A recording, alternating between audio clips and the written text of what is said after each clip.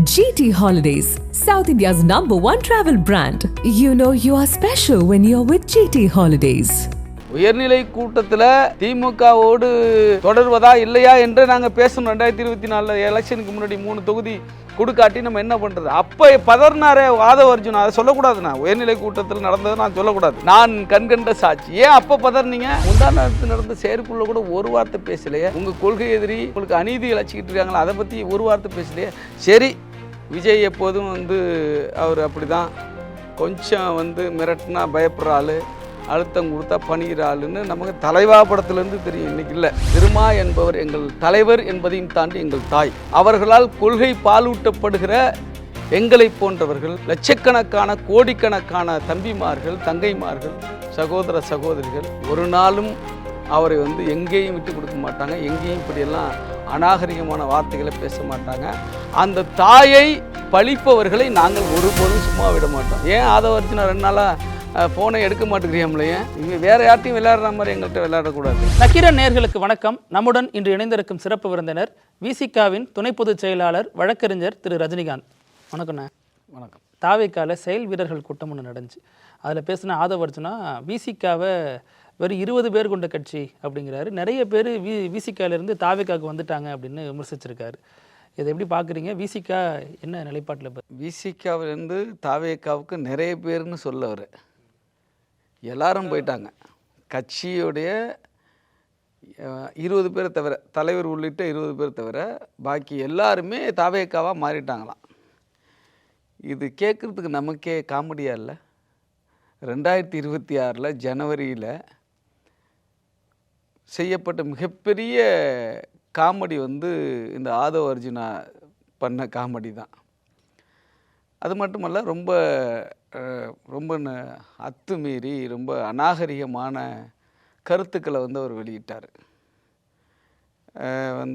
விசிகா திமுகவுக்கு அடியாளாக இருக்கு. திருமா திமுகவின் அடியாள் அப்படி தான். 2 வேறு இல்லை. எங்களுக்கு கட்சி தான் அண்ணன் தான் கட்சி.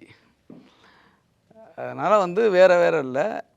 அந்த மாதிரி ஒரு அநாகரிகமான கருத்து. இது நாங்கள் திமுகவுக்கு அடியாளாக இருக்கிறோமா அல்லது கொள்கை பங்காளர்களாக இருக்கிறோமா என்பது எங்களுக்கும் திமுகவுக்கும் மக்களுக்கும் தெரியும். ஆனால் ஆதவ அர்ஜுனா போன்ற புரோக்கர்களுக்கு தெரிய வாய்ப்பில்லை. ஆதவ அர்ஜுனா ஒரு பிஜேபிக்கான ஒரு புரோக்கர். தாவேக்காவில் இன்றைக்கு இருக்கிற பிஜேபிக்கான புரோக்கர், அமித்ஷாவுக்கான புரோக்கர் ஆதவ அர்ஜுனா. இந்த புரோக்கர் எங்கேயுமே ஒழுங்காக இருக்க முடியாது. நல்லா புரிஞ்சுக்கணும். நீங்கள் பார்த்தீங்கன்னு சொன்னால், திமுகவில் அவர் இருந்தார் 2021 தேர்தலுக்கு முன்பு. திமுகவில் அங்கே இருந்து அவர் புரோக்கர் மட்டுமல்ல, ஒரு சைக்கோ வேறு. என்ன காரணம்னா, எங்கே இருந்தாலும் தான் அனைத்தையும் இயக்குவதாக அவர் கற்பனை பண்ணிக்குவார்.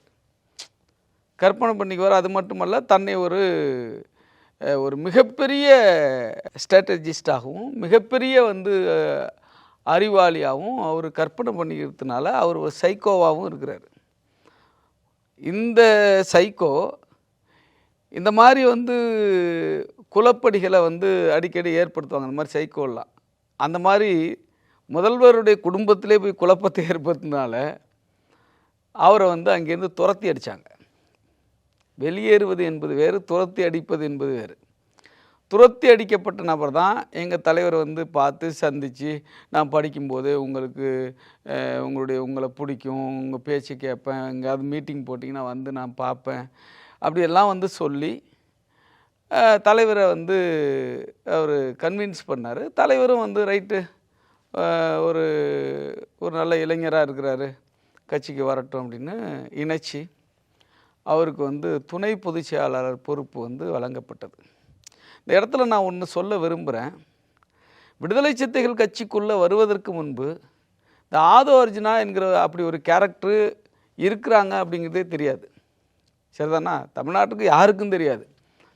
எப்போ இவர் விடுதலை சிறுத்தை கட்சியில் இணைஞ்சவுடனே இப்படி இவர் இணைஞ்சிருக்காருங்கிற செய்தி அனுப்பிச்சு துணை பொதுச்செயலாளர் கொடுத்தோன்னே மிகப்பெரிய கான்ட்ரா நியூஸாக அது மாறுனுச்சு. நிறைய விவாதங்களை ஏற்படுத்துமா. கட்சியில் பல வருஷம் உழைக்கிற உங்களை போன்றவர்களும் துணை பொதுச் செயலாளர், நேற்று வந்து அவரும் துணை பொதுச் செயலாளர்னு அப்போவே அது விமர்சனத்துக்கு உள்ளானுச்சுல்ல. இல்லை துணை பொதுச் செயலாளர் அப்படின்னு சொன்னாக்கா, அதாவது துணை பொதுச் செயலாளர் ஒருத்தர் இல்லை.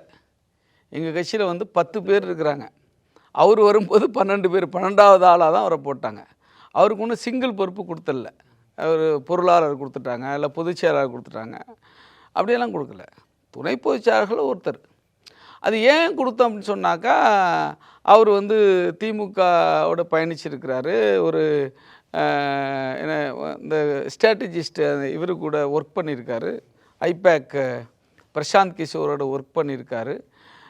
பொலிட்டிக்கல் சயின்ஸ் எதை படிச்சிருக்காருன்னு நினைக்கிறேன். இதெல்லாம் வந்து கவனத்தில் கொண்டு தான் எங்கள் தலைவர் அவருக்கு அந்த பொறுப்பை கொடுத்தாரு. அந்த பொறுப்பை பெற்ற பிறகு தான் ஆதவ அர்ஜுனாங்கிற ஒரு நபர் தமிழ்நாட்டில் வந்து அறிமுகமானார். அதுக்கு முன்னாடி அவருக்கு யாருக்கும் தெரியாது. நீ எங்கே போய் 1000 கோடி ரூபா கொடுத்துருந்தாலும் கூட 1000 கோடி செலவு பண்ணி நீ அட்வர்டைஸ் பண்ணியிருந்தா கூட இந்த விளம்பரம் உனக்கு கிடைச்சிருக்க வாய்ப்பே இல்லை. ஆனால் இங்கே உள்ளே வந்த பிறகும் திமுகவிலேருந்து துரத்தி அடிக்கப்பட்டு இங்கே வந்து உள்ளே நுழைஞ்சிட்டாரு. இவர் உள்ளே நுழைஞ்ச விதமே ஒரு சிக்கலான விதம். வெல்லும் ஜனநாயக மாநாட்டில் 2023 இதே ஜனவரி 26 நடைபெற்ற வெல்லும் ஜனநாயக மாநாட்டில் திடீர்னு வந்து மாநாட்டு மேடையில் இணைஞ்சிட்டார். தலைவர் அதை எதிர்பார்க்கவே இல்லை. அங்கே போய் மாநாட்டு மேடை இது இப்போ வேண்டாம் அப்படின்னு சொல்ல முடியும். நான் இணைகிறேன் அப்படின்னு சொல்லிட்டு ஒரு அறிவிப்பை வந்து பண்ணிட்டார். சரின்னு சொல்லிட்டு அவரை வச்சு நாம் வந்து பயணித்தோம். ஆனால் இங்கேயும் வந்து பல குழப்பத்தை ஏற்படுத்த முயற்சி பண்ணார். குறிப்பாக நான் சொன்னது போல் இவர் பிஜேபி RSS சங்க பரிவாரத்தினுடைய கைக்கூலி என்பது எங்களுக்கு கொஞ்சம் கொஞ்சமாக தெரிய வந்தது. தெரிய வந்த பிறகு தான் அவர் வந்து இன்றைக்கி வந்து திராவிட முன்னேற்ற கழக கூட்டணி உடைப்பதற்கான அஜெண்டாவோடு இவர் உள்ளே செயல்பட்டது நாங்கள் கண்டுபிடிச்சிட்டோம்.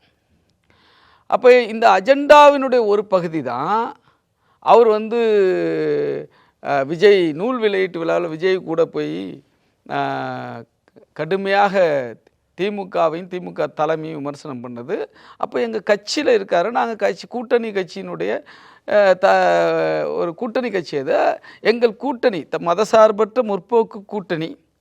இந்த கூட்டணி நாங்கள் எல்லாருமே சேர்ந்து உருவாக்கின கூட்டணி. யார் எல்லாரும்? திமுக, விசிக, சிபிஐ, சிபிஎம், திராவிடர் கழகம் உள்ளிட்ட கட்சிகள் சேர்ந்து பாசிச சக்திகளுக்கு எதிராக, சங்க பரிவாரங்களுக்கு எதிராக RSS பாஜகவை இந்த மண்ணிலே கால் ஊன்றிவிடக்கூடாது என்பதற்காக, இந்த மண்ணை, தமிழ்நாட்டு மண்ணை காப்பாற்ற வேண்டும் என்பதற்காக உருவாக்கப்பட்டதான் மதசார்பற்ற முற்போக்கு கூட்டணி. இந்த கூட்டணியினுடைய தலைமை வைக்கிற திமுகவுடைய அந்த தலைவர்களுடைய குடும்பத்தை குறித்து ஒரு விமர்சிக்க ஆரம்பித்தார். இது கூட எப்போ பண்ணார்னு கேட்டிங்கன்னா, 2024 MP தேர்தலில் அவர் வந்து எங்ககிட்ட MP சீட்டு கேட்டார். தலைவர்கிட்ட MP சீட்டு கேட்டார். தலைவர் வந்து கட்சிக்கு 3 சீட்டு கேட்டார். அதில் ஒரு தொகுதி பொது தொகுதியாக இருந்தால் நல்லாயிருக்கும் அப்படின்னு சொல்லிட்டு, அது பொது தொகுதி கேட்ட உடனேயே ஆதவ அர்ஜுனாவுக்கு தான் கேட்குறாங்க அப்படின்னு விவாதமானது. அது உண்மை அல்ல. அது உண்மையே கிடையாது. நாங்கள் கூடுதலாக தொகுதி கேட்குறோம். சட்டமன்ற தேர்தலில் பொது தொகுதி கேட்டோம். நீங்கள் 2 பேர் பொது தொகுதியில் வெற்றி பெற்றிருக்கிறாங்க. SS பாலாஜி, ஆலூர் ஷானவாஸ் 2 பேரும் வெற்றி பெற்று எம்எல்ஏவாக இருக்காங்களா. அது மாதிரி தான் MP தொகுதியிலையும் நாங்கள் பொது தொகுதி கேட்டோம். ஏற்கனவே 2019 2 MP தொகுதி கொடுத்துருந்தாங்க. இப்போ நாங்கள் கட்சியினுடைய வளர்ச்சி, உழைப்பு, தியாகம், எங்களுடைய வந்து வலிமை, வாக்கு வங்கி இதெல்லாம் கவனத்தில் கொண்டு 3வது தொகுதி நாங்கள் கேட்டோம். 3வது தொகுதி ஒரு பொது தொகுதியாக இருந்தால் பரவாயில்லன்னு கேட்டோம். பொது தொகுதியில் போட்டிடுறதுக்கு ஆயிரக்கணக்கானவர் இருக்கிறாங்க கட்சிக்குள்ளே. ஆயிரக்கணக்கான தலித் அல்லாத சகோதரர்கள் கட்சிக்குள்ளே இருக்கிறாங்க. நாம் கேட்டது பொது தொகுதி இவருக்காக இல்லை. ஆனால் இவர் என்ன பண்ணார்னா, இவர் எப்போதுமே அப்படி ஒரு விஷயத்தை உருவாக்குவார். தன்னிக்கிட்ட இருக்கிற இந்த இன்ஃப்ராஸ்ட்ரக்சர் இருக்குல்ல, மீடியா இன்ஃப்ராஸ்ட்ரக்சர், அட்வர்டைஸ்மெண்ட் இன்ஸ்டிடியூஷன் இருக்கு இல்லையா, அவர் என்ன வச்சுருக்கார், வாய்ஸ் ஆஃப் காமன், அந்த இன்ஸ்டிடியூஷன் இருக்கு இல்லையா, அதை பயன்படுத்தி 3வது தொகுதி ஆதவ அர்ஜுனாவுக்காக தான் கேட்கப்படுகிறது. 3வது தொகுதி பெற்ற ஆதவ அர்ஜுனுக்காக தான் விசிகா கொடுக்க போகிறாங்க, தலைவர் திருமா கொடுக்க போகிறாரு என்று ஒரு பிரச்சாரத்தை, என்ற ஒரு செய்தியை இவர் அவருடைய நிறுவனத்தை பயன்படுத்தி பரப்புனார். சோசியல் மீடியா அங்கே இங்கேன்னு பரப்புனார். இது அப்போவே தலைவருக்கு தெரியும், இப்படி ஒரு விஷயத்தை இவர் உருவாக்குறாரு அப்படின்னு எங்கள்கிட்ட சொல்லியிருக்காரு. இவர் போன பிறகு சொல்லியிருக்கார்.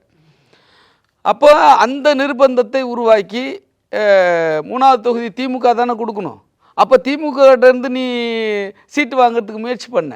அப்போ உனக்கு திமுக மன்னர் கட்சின்னு தெரியலையா, வாரிசு அரசியல் பண்ணுற கட்சின்னு தெரியலையா?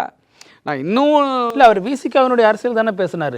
தலித் ஒருத்தர் முதல்வர் ஆகணும், துணை முதல்வர் ஆகணும்னு சொல்கிறது தப்பு இல்லை, ஒடுக்கப்பட்ட மக்கள் அதிகாரத்துக்கு வரணும்னு தான் சொன்னார். அதில் ஒன்றும் தப்பு இருக்கிற மாதிரி தெரியலையா? அப்போ இல்லை, நீங்கள் அந்த ஸ்டாண்டை நான் பேச வரல. அந்த ஸ்டாண்டை தலைமை எப்போது வைக்கிறாங்க, என்ன காரணத்தோடு வைக்கிறாங்க, எந்த காலகட்டத்தில் வைக்கிறாங்க என்பதும் ஒரு விஷயம். அதை திட்டமிட்டு அந்த கோரிக்கையை நீ குழப்பத்துக்காக உருவாக்கக்கூடாது. அந்த அந்த கோரிக்கை நம்ம கோரிக்கை தான். அதை நீ வேலை உள்நோக்கத்தோடு அதை செய்யக்கூடாது. அப்படி செஞ்சார் அவர். நாங்கள் அந்த கோரிக்கையை மறுக்கலை. ஆனால் எப்போ அந்த கோரிக்கையை வைப்போம் அப்படின்னா எங்களுக்கு தெரியும் எப்போ வைக்கணும், தலைவருக்கு தெரியும் எப்போ அதை வச்சா அது சரியாக இருக்கும், எப்போ அதை நிர்பந்தமாக மாற்றணும் என்பது அவருக்கு தெரியும். ஆனால் அந்த கோரிக்கையே நாம் 99லேருந்து நமக்கு இருக்குது, அது பிரச்சனை. அது ஒரு விஷயம். அது மட்டுமா செஞ்சார்? போய் அதான் அந்த புத்தக வெளியீட்டு விழாவில் எல்லாருக்குமான தலைவர் அம்பேத்கர் என்கிற அந்த விழாவில் போயிட்டு என்னென்ன மாதிரி பேசினார். அதுக்கு தலைவர் நீங்கள் புத்தகத்தை குறித்து அந்த கருத்துக்கள் குறித்து பேசிட்டு வாங்க, வேறு கான்ட்ராவாக எதுவும் பேசாதீங்கன்னு அட்வைஸ் பண்ணி தான் அனுப்புகிறாரு. அப்படி போயுமே நீங்கள் எதிராக பேசுகிறீங்க, தலைவருக்கு கட்டுப்படாமல் இருக்கிறீங்க, கட்சியினுடைய நிலைப்பாட்டுக்கு கட்டுப்படாமல் இருக்குங்க, கூட்டணியை குலைக்கிற விதமாக செயல்படுறீங்க. ஏன் செயல்படுறீங்க? உங்களுக்கு சீட்டு கிடைக்கல. உயர்நிலை கூட்டத்தில் திமுகவோடு நாம் தொடர்வதா இல்லையா என்று நாங்கள் பேசணும். 2024 எலெக்ஷனுக்கு முன்னாடி 3 தொகுதி கொடுக்காட்டி நம்ம என்ன பண்ணுறது? அப்போ பதறினாரே ஆதவ அர்ஜுனா, அதை சொல்லக்கூடாதுண்ணா. உயர்நிலை கூட்டத்தில் நடந்ததை நான் சொல்லக்கூடாது. இருந்தாலும் ஆதவ அர்ஜுனா திமுக கூட்டணி விட்டு நம்ம போயிடக்கூடாது, அங்கே தான் இருக்குன்னு பதறினது உயர்நிலை கூட்டத்தில் இருக்கிற எல்லாருக்கும் தெரியும். நான் கண்கண்ட சாட்சி. ஏன் அப்போ பதறினீங்க? அப்போ வரையும் உங்களுக்கு நம்பிக்கை இருந்துச்சு எம்பி சீட்டு எப்படியாவது கொடுத்துருவாங்கன்னு. 3 சீட்டு கொடுக்காட்டி கூட பரவாயில்ல, 2 சீட்டு கொடுத்தாலும் 2ல் 1 பொது தொகுதி வாங்கி அதை எனக்கு கொடுங்கன்னு கேட்டார். அதுக்கு தலைவர் ஒத்துக்கலை. அப்படியெல்லாம் கொடுக்க முடியாது.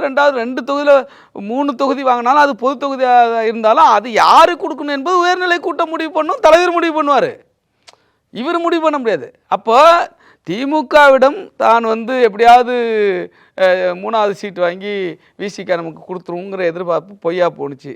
2 தொகுதி கொடுத்தாலும் 2ம் தனி தொகுதி இல்லை, 1 தொகுதி பொது தொகுதி வாங்குங்க, எனக்கு அதை கொடுங்கன்னு கேட்டார். அதுவும் ஒத்துக்கலை. அதன் பிறகு தான் திமுகவுக்கு எதிராக பேச ஆரம்பித்தார். இவர் எங்கே பேச ஆரம்பித்தாருங்கிறத நம்ம புரிஞ்சுக்கணும். அப்போது இப்படிப்பட்ட ஒரு சுயநலவாதி, பதவிக்காக ஒரு நிலைப்பாட்டை எடுத்து பேசுகிறவர். இதில் என்னென்னு சொல்கிறாங்க, பதவிக்காக பேசினாலும் அவர் விசிகாவுக்கும் இருந்த காலகட்டங்களில் நிதி ஆதாரத்துக்கு முக்கியமான நபராக இருந்தார். ஒரு மண்ணாங்கட்டியும் கிடையாது சார். இவருக்கு தான் சார் விசிகா நிறைய நிதி கொடுத்துருக்கு. அதாவது என்னன்னு கேட்டிங்கன்னா, வெல்லும் ஜனநாயக மாநாடு, அப்புறம் விருது வழங்கும் மாநாடு, இதெல்லாம் ஆர்கனைஸ் பண்ணோம். ஏற்கனவே நாங்கள் வேறு ஒருத்தர்கிட்ட கொடுப்போம் அந்த பணி, இந்த மேடை போடுறது, அந்த டெக்கரேஷன் செட்டிங்ஸ் எல்லாத்தையும் வேறு ஒருத்தர்கிட்ட கொடுப்போம். இப்போ இவர் வந்த பிறகு நானே செஞ்சு தரேன்னு சொன்னார். அவர்கிட்ட அந்த கான்ட்ராக்ட் ஆட்கள் இருக்கிறதுனால அவர்கிட்ட நாங்கள் ஒப்படைச்சோம். அதுக்கான அமௌண்ட்டை அவர் வாங்கிட்டார். ₹1 கூட அவர் மிச்சம் வைக்கலை. நல்லா புரிஞ்சுக்கணும். கட்சியிலேருந்து அவர் தான் சம்பாதிச்சுட்டு போனாரே தவிர கட்சிக்கு அவர் ஒன்றும் செலவு பண்ணல. அதெல்லாம் அப்பட்டமான பொய். அப்பட்டமாக இவர் இவர் ஒரு விஷயத்தை நல்லா புரிஞ்சுங்க, இந்த ஆள் ₹1 எடுத்து செலவு பண்ணுற ஆள் கிடையாது, சரிதானா?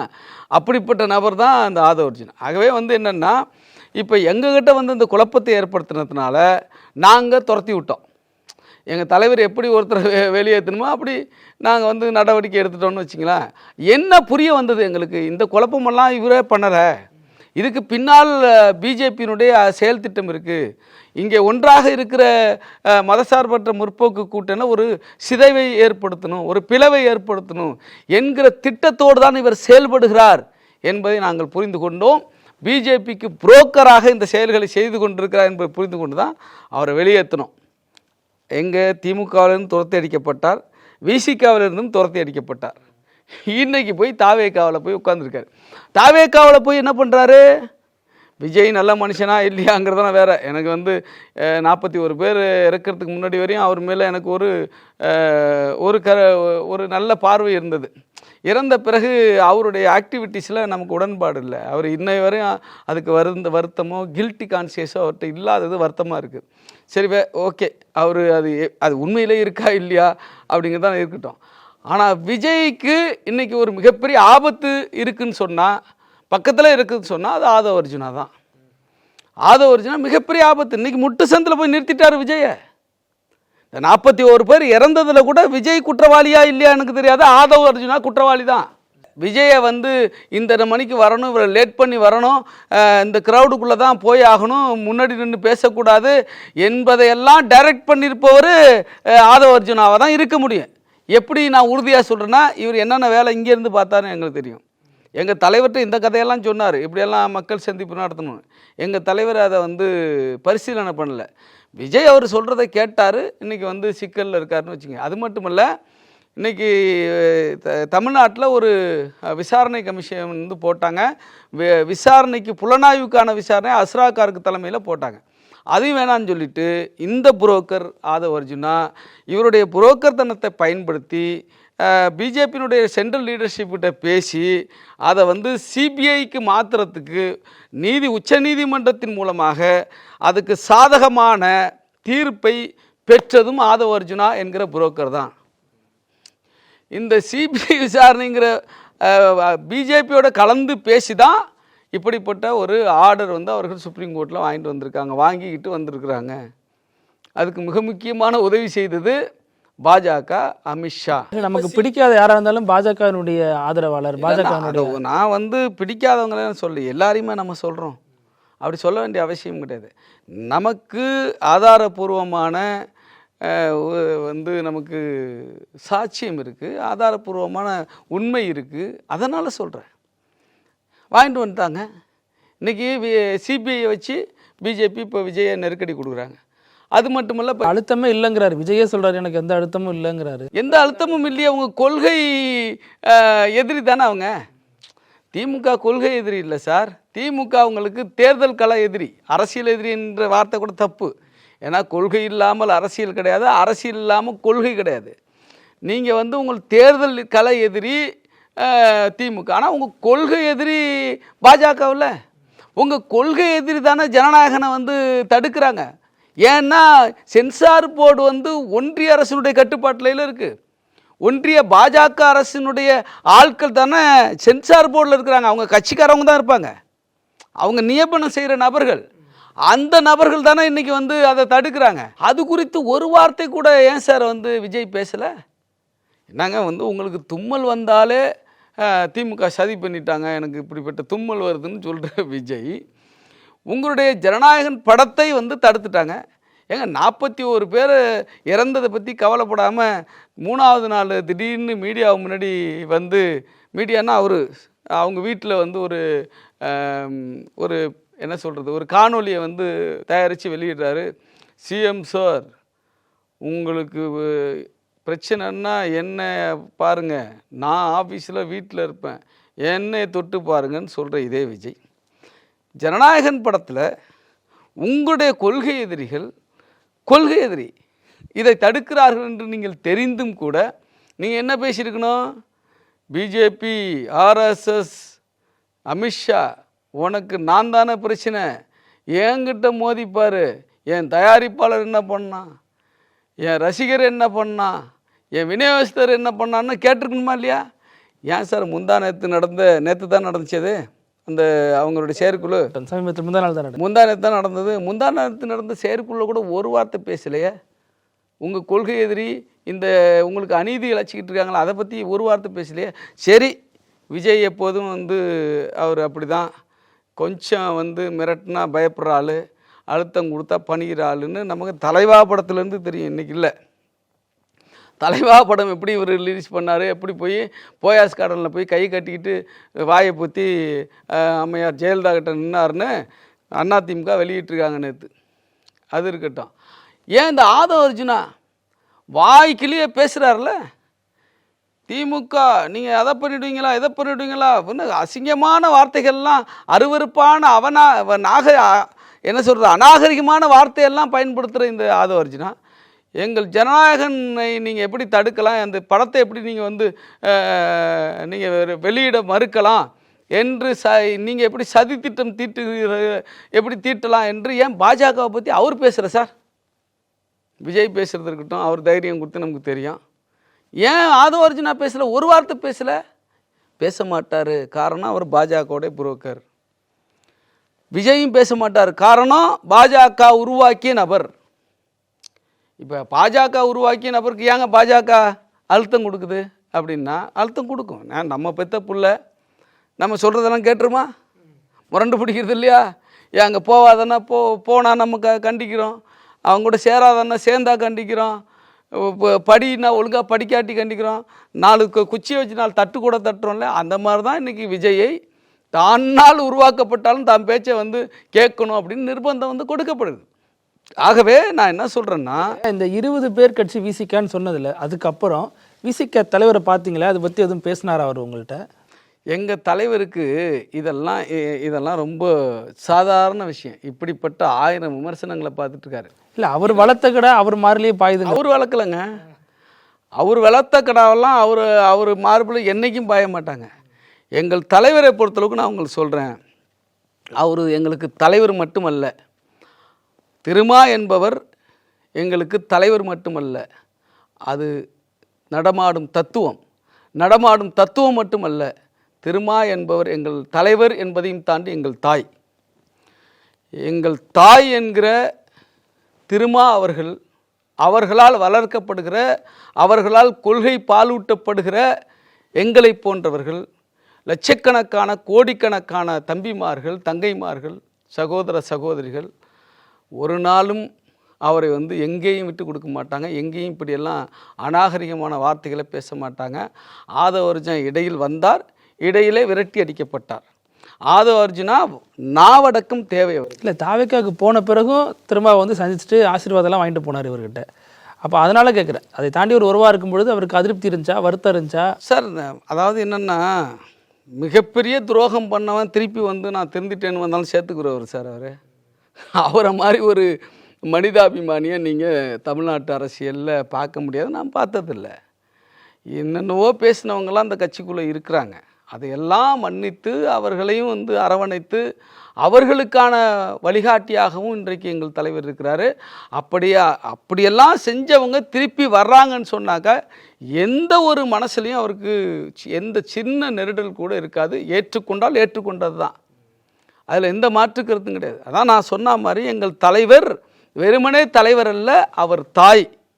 அந்த தாயை பழிப்பவர்களை நாங்கள் ஒருபோதும் சும்மா விட மாட்டோம். ஏன் ஆதவ அர்ஜுனா 2 நாளாக ஃபோனை எடுக்க மாட்டேங்கிறியாமல? ஏன் சிறுத்தைகளுடைய கேள்விகளுக்கு நீங்கள் பதில் சொல்ல வேண்டியது தானே? இங்கே வேறு யார்ட்டையும் விளையாடுற மாதிரி எங்கள்கிட்ட விளையாடக்கூடாது. அதுக்கான வந்து உரிய பலனை நீ வந்து யார் சார்? அது ஆனால் ஒரு மறுப்பு தெரிவித்து ஒரு பெரிய அறிக்கை விளக்கம் கொடுத்துருந்தார். அதை நம்பலையா நீங்கள்லாம்? யாரு? ஆதவ அர்ஜுனா. என்ன இந்த 20 பேருன்னு சொன்னது தப்பாக புரிஞ்சு கொள்ளப்பட்டிருக்கு. திமுக அவதூறாக பரப்பிட்டாங்க. 20 பேர் கட்சிங்கிறது பொண்ணுக்கு கண்ணாடி எதுக்குங்க? அவர் பேசுனது எப்படி அப்பட்டமாக ரொம்ப மோசமாக பேசுகிறாரு. அது வந்து விசிகாவில் அண்ணன் திருமாவோட 20 பேர் தான் இருக்காங்க, பாக்கி கட்சியெல்லாம் எங்கள் கூட வந்துருச்சு. ஏங்க இவர் வெளில போனார? இவர் வெளில போனால் கட்சியை உடச்சிட்டு போகணுன்னு ஒரு பிம்பத்தை ஏற்படுத்தினார? இவர் கூட ஒருத்தன் போனானா? ஒரே ஒரு ஆள் போனானா? அவர் மட்டும் தான் போனார். அது நான் சொன்னேன், உங்ககிட்டே சொல்லியிருக்குன்னு நினைக்கிறேன். இந்த கட்சியில் எங்கள் தலைவரை தவிர இங்கே வேறு யாராலும் எதுவும் செய்ய முடியாது. ஒரு 20 பேர் விசிகாவுக்கு எதிராக திமுகவுக்கு ஆதரவாக செயல்படுறாங்க அப்படின்னு சொல்கிறார். அந்த 20 பேர் யாருங்கிறாரு அப்படின்னு அவர் தெளிவாக சொல்லலை. ஆனால் 20 பேர் திமுக ஆதரவாக கட்சிக்குள்ளே இருக்காங்க, அவங்க தான் கட்சி வளர்ச்சிக்கு தடையாக இருக்காங்கன்னு சொல்கிறாரு. ஏங்க நாங்கள் கூட்டணியில் இருக்கிறோம், நாங்கள் ஒரு நோக்கத்தோடு இருக்கிறோம், நாங்கள் கொள்கை கூட்டணியாக இருக்கிறோம். அதை நாங்கள் எங்கள் தலைவருடைய வழிகாட்டுதலுக்கு ஏற்ப செயல்படுறோம். அதில் நீ ஒரு உள்நோக்கம் கற்பிப்பது என்பது உன்னுடைய பார்வை. அப்படி யாரும் எங்கள் கட்சியில் கிடையாது. எல்லாம் தலைவருக்கு கட்டுப்பட்டவர்கள் தான். எல்லாம் தலைவரை மீறி யாரும் வந்து கருத்து பேச மாட்டாங்க.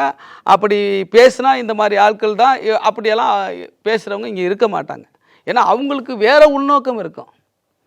சரிதானா? அதனால் வந்து ஆதவ அர்ஜுனா போன்ற அற்பர்களுடைய இந்த கருத்து புரோக்கர், முக்கியமாக சொல்லப்போனால் புரோக்கர்னு சொல்கிறேன். காரணம் என்னென்னா, அவர் தன்னுடைய மாமனார் மார்ட்டினுடைய லாட்டரி தொழிலையும் அதை சார்ந்த மற்ற தவறான சட்டவிரோதமான அந்த நடவடிக்கைகளையும் காப்பாற்றி கொள்வதற்காக இன்றைக்கு அவர் பிஜேபி, ஆர்எஸ்எஸ், சங்க பரிவாரத்தின் அமித்ஷா மோடியினுடைய கைக்கூலியாக இருக்கிறார், புரோக்கராக செயல்படுகிறார் என்பதுதான் உண்மை. சோஷியல் மீடியாவில் இன்னொரு விஷயமும் பேசுகிறாங்க. அதோட சேர்த்து ஆதவர்ஜுனா பேசுனா விசிகா சாஃப்டாக அப்ரோச் பண்ணுறாங்க. இதே கொஞ்ச நாளுக்கு முன்னாடி திமுகவிலிருந்து ஆராசா ஒரு கருத்து சொல்லியிருந்தாரு, சர்ச்சையானுச்சு. அதற்கு பெரிய போராட்டங்களை முன்னெடுத்தாங்க, பெரிய அழுத்தங்கள்லாம் கொடுத்தாங்க அப்படிங்கிறாங்க. இதை எப்படி பார்க்குறீங்க? இப்போ நான் பேசுறது சாஃப்டாக பேசிகிட்டு இருக்கேன்னா, புரோக்கர் தானே சொல்கிறேன்னா இல்லையா உண்மையை? அதில் எனக்கு எதாவது தயக்கணும்க்கா? என்னுடைய தொடர்ச்சியான நேர்காணலை பாருங்கள், சேட்டலைட் மீடியாவில் கொடுக்குறது கூட பாருங்கள். ஆதவர்ஜுன் இன்றைக்கி இந்த கோபத்தில் நான் சொல்லலை.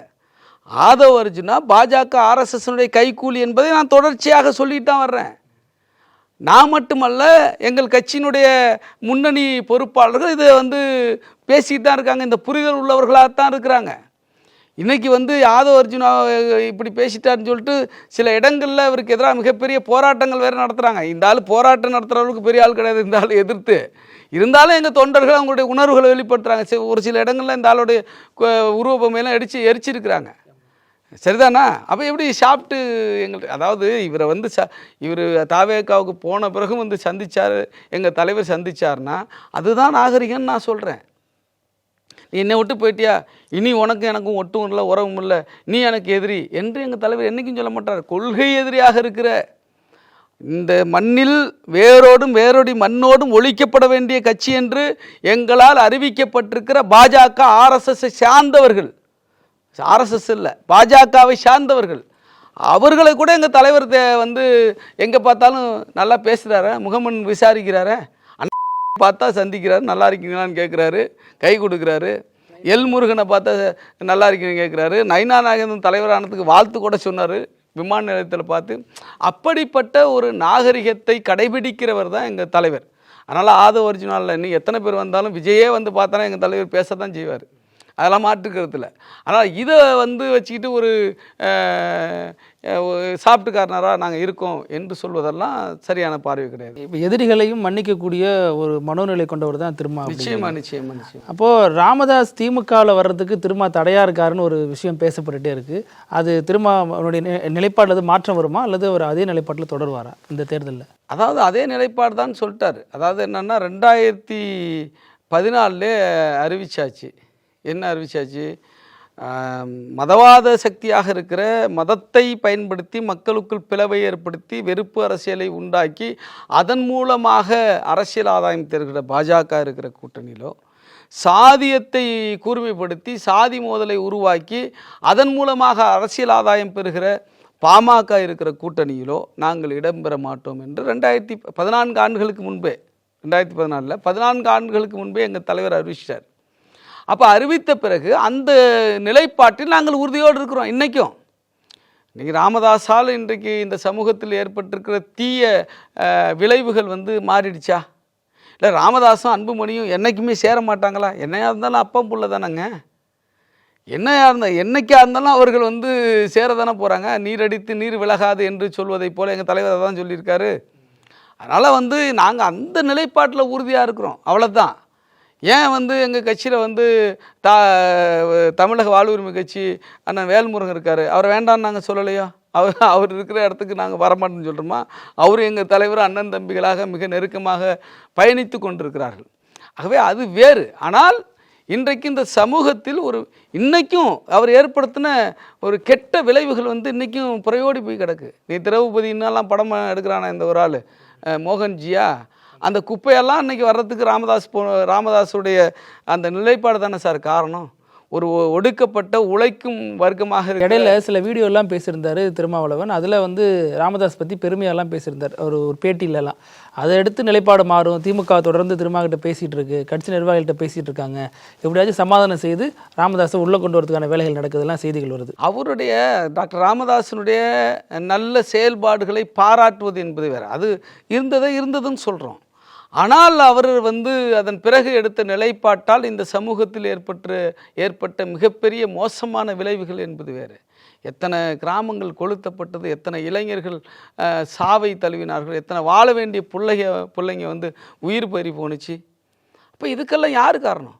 எப்படி வந்து ஒரு தலைவரை, ஒரு கட்சியை நீங்கள் வந்து ட்ரைனிங் கொடுத்து, ஜீன்ஸ் பேண்ட் வாங்கி கொடுத்து, டிஷர்ட் போட்டு விட்டு, கூலிங் கிளாஸ் போட்டு விட்டு, பொண்ணுங்களெல்லாம் மயக்கிறதுக்கு வந்து ஒரு தலைவர் அனுப்புனார் அப்படின்னு வந்து ஒரு கருத்தை நீங்கள் பரப்புனீங்களே, அதை தானங்க இந்த ஹெச் ராஜாவை வந்து எடுத்திருக்கிறான் படமா.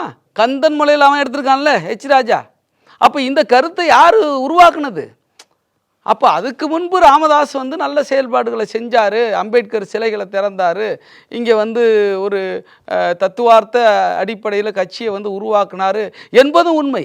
அது இன்னைக்கு எப்படி இருக்கிறீங்க நீங்கள்? அதான கேள்வி. ராமதாஸ் பெறாத பிள்ளை திருமாவளவன் அப்படின்னு ஒரு கட்சியில் இருக்கிற அருள் எம்எல்ஏஸ்லாம் சொல்கிறாரு. ஏதோ அவங்க இணக்கமாக அவங்க கூட வர விரும்புகிறாங்க, நீங்கள் போக மாட்டேங்கிறீங்களோ? இல்லை, நாங்கள் அவர்களுக்கு எதிரிகள் என்னன்னா நபர்களுக்கு எதிரி கிடையாது, சரிதானா? இன்றைக்கும் அவர் ராமதாஸ் அவர்களுக்கு வந்து உடல்நிலை சரியில்லாமல் ஹாஸ்பிட்டலில் இருந்தார். அப்போ எங்கள் தலைவர் தொலைபேசி மூலமாக அவர் நலன் விசாரித்தார், அது வேறு. ஆனால் கட்சியினுடைய நிலைப்பாடு என்பது வேறு. அந்த கட்சியினுடைய நிலைப்பாடு என்பது எடுக்கப்பட்டிருக்கிறது. அந்த நிலைப்பாட்டில் இதுவரை மாற்றமில்லை. மாற்றம் ஏற்படுவதற்கான காரணங்கள் எங்களுக்கு சரியான காரணங்களாக வாய்த்தால் மட்டும்தான் அதை நாங்கள் மறுபரிசீலனை பண்ணுவோம். இப்போ இதுவரையும் ராமதாஸ் அவர்கள் நான் செஞ்சதெல்லாம் தப்பு அப்படின்னு சொல்ல தயாரா? நான் கேட்குறேன். நான் வந்து விடுதலை சிறுத்தைகள் கட்சி குறித்து பரப்பிய அவதூறுகள், கட்சியினுடைய தலைவர் டாக்டர் எழுச்சி தமிழர் திருமாவளவன் அவர்கள் குறித்து பரப்பிய கருத்துக்கள் அனைத்தும் தவறான கருத்துக்கள், தவறு செய்து விட்டேன் என்று அவர் மக்கள் மத்தியில் பிரகடனப்படுத்த தயாரா? அவர் பெற்ற பிள்ளையை பற்றி சொல்லிட்டாரு தப்பு பண்ணிட்டேன்னு, பெறாத பிள்ளையை பற்றி சொல்லுவாராங்கிறது தெரியல. அந்த அவருக்கு செஞ்சதெல்லாம் தப்பு பண்ணிட்டேன்னு சொல்கிறாரு. அவருக்கு நீ வந்து இப்போ பதவி கொடுத்தது, எம்பி ஆக்குனது, மந்திரி ஆக்குனது, கட்சி பதவி கொடுத்தது தப்புன்னு சொல்கிறார். ஆனால் வந்து பெறாத பிள்ளைன்னு சொல்கிறீங்களே, அந்த பிள்ளைக்கு எதிராக எவ்வளவு பெரிய அயோக்கியத்தனமான அவதூறுகள் பரப்பப்பட்டது. நான் என் பெறாத பிள்ளைக்கு எதிராக இப்படிப்பட்ட அவதூறுகளை பரப்பிட்டேன், என்னை மன்னிச்சுக்குங்க என்று அவர் கேட்க தயாரா? இல்லை, மன்னிப்பெல்லாம் கேட்க தேவை கூட இல்லை, அது கூட பெரிய வார்த்தை. நான் வந்து இப்படி செஞ்சதெல்லாம் தவறு தான், இப்படி நான் நிலைப்பாடு எடுத்துக்கக்கூடாது. காதல் வந்து புராண காலத்திலிருந்து நடக்குது, இந்த மண் தோன்றிய காலத்திலிருந்து நடக்குது, பூமியில் உயிர்கள் உருவான காலத்திலிருந்து நடக்குது. அதுக்கு விசிகாவும் விசிகா தலைவர் திருமாவளவன் தான் காரணம்னு ராமதாஸ் சொன்னது எவ்வளவு அப்பட்டமான ஒரு செய்தி அது, அப்பட்டமான ஒரு மிக மோசமான செய்தி அது.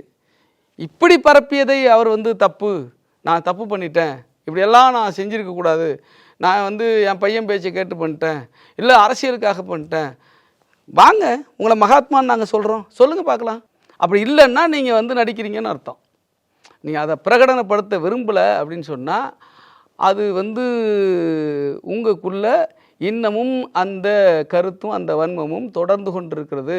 நீங்கள் நடிக்கிறீர்கள், அரசியலுக்காக தேர்தல் ஆதாயத்துக்காக நடிக்கிறீர்கள் என்று பொருள்.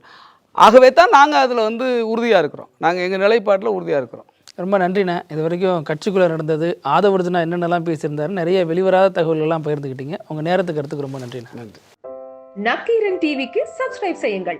உங்கள் ஆதரவே எங்கள் பலம். ஆசிரியர்களுக்கு நண்பனாகவும் மாணவர்களுக்கு ஆசானாகவும் திகழும் தேர்வு வழிகாட்டி. ஒவ்வொரு பாடத்திற்கும் அனுபவமிக்க ஆசிரியர்களின் துல்லியமான தெளிவான விடைகள். CNC இருக்கு, தேர்வு பயம் எதற்கு? இது தீரன் பப்ளிஷிங் ஹவுஸ் விற்பனை வெளியீடு.